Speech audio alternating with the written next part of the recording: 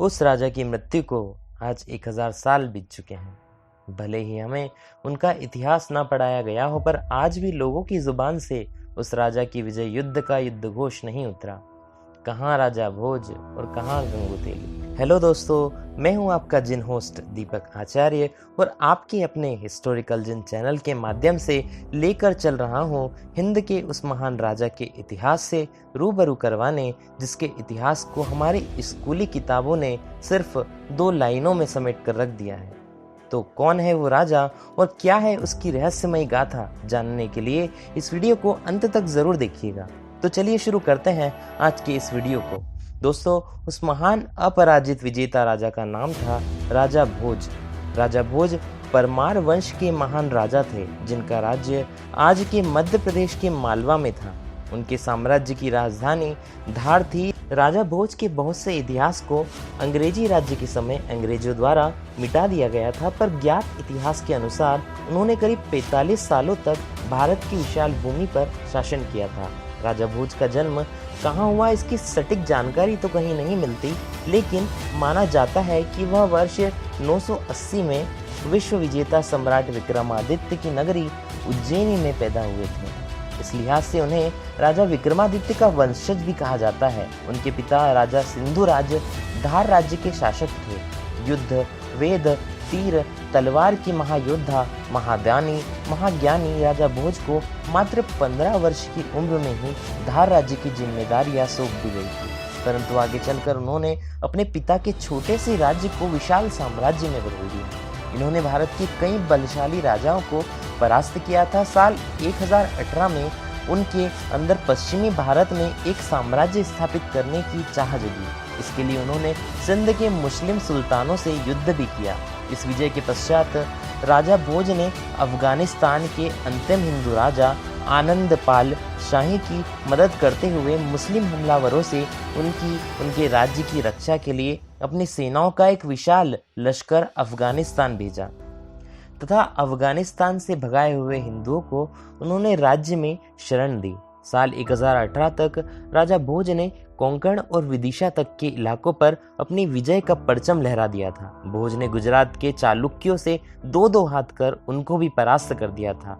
युद्धों का सिलसिला यही नहीं रुका, वह इसी तरह अपने राज्य के विस्तार हेतु लड़ते रहे। भगवान शिव के परम भक्त राजा भोज को 64 प्रकार की सिद्धियां प्राप्त थी। उनका राज्य बहुत समृद्ध था। उनके राज्यकाल में कोई भूखा नहीं सोया, किसी ने गरीबी का एहसास नहीं किया। अपने समय के महादानी राजा भोज ने कई मंदिरों, इमारतों और शहरों को बसाया था।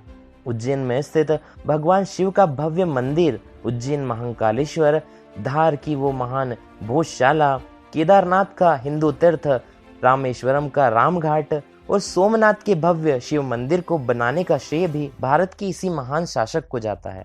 ऐसे महान राजा के बारे में ना तो हमें कभी स्कूलों में पढ़ाया गया और ना ही हमारे बच्चों को पढ़ाया जाता है।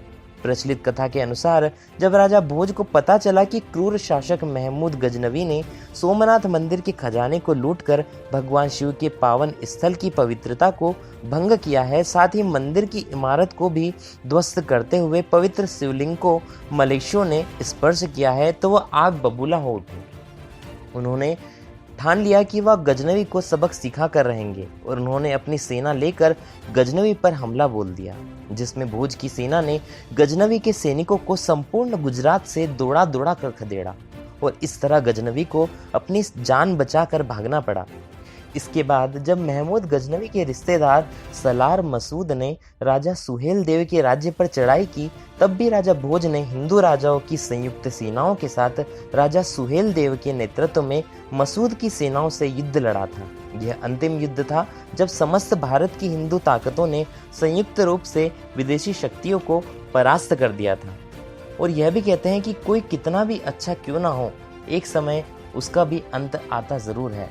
फिर क्या राजा और क्या प्रजा। अपने शासनकाल के अंतिम समय में अपराजित राजा भोज को भी एक युद्ध में पराजय का मुंह देखना पड़ा था।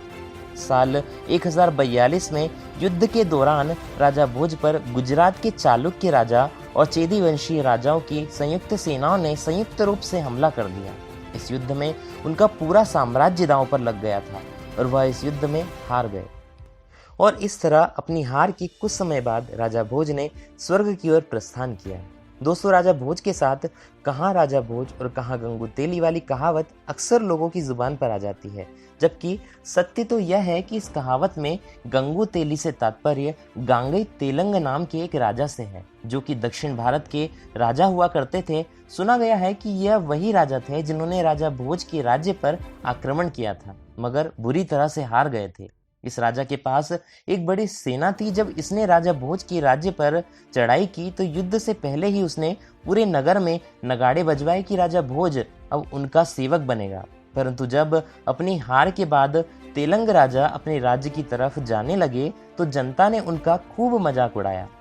ऐसे में लोग उनका उपहास उड़ाते हुए कहने लगे कि कहाँ राजा भोज और कहाँ गांगई तेलंग। बाद में यह कहावत कहाँ राजा भोज और कहाँ गंगू तेली बन गई।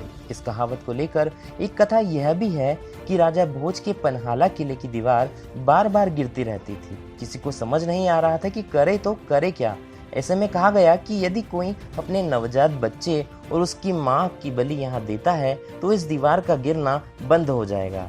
ऐसे में गंगू तेली नाम के एक आदमी ने अपने बच्चे और पत्नी की कुर्बानी दी। हालांकि बाद में गंगू कहने लगा कि मैं ना होता तो राजा का महल ना होता और मैं ना होता तो राजा का घर ना होता। तब लोगों ने कहना शुरू कर दिया कि कहाँ राजा भोज, कहाँ गंगू तेली।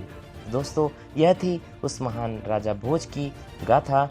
तो अगर आपके पास भी राजा भोज से संबंधित कोई जानकारी है तो नीचे कमेंट बॉक्स में लिखकर जरूर बताइएगा। तो इस वीडियो को लाइक और सब्सक्राइब जरूर करें। धन्यवाद और जुड़े रहिए हमारे साथ हिस्टोरिकल जिन पर।